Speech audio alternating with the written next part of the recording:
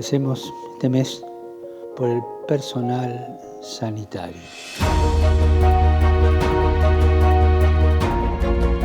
La pandemia nos ha mostrado la entrega, la generosidad del personal sanitario, voluntarios, trabajadores y trabajadoras de la salud, sacerdotes, religiosos, religiosas.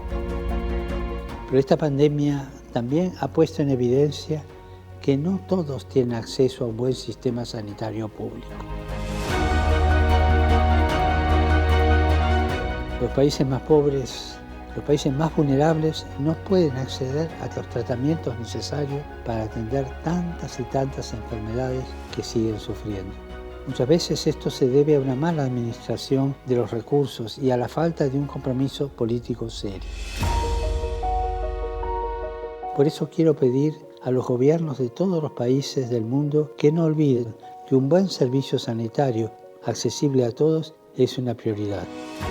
Pero también quiero recordar que el servicio sanitario no es solo una organización, sino están los hombres y mujeres que dedican su vida a cuidar de la salud del otro y que han dado durante esta pandemia la vida por ayudar a recuperarse a tantos enfermos.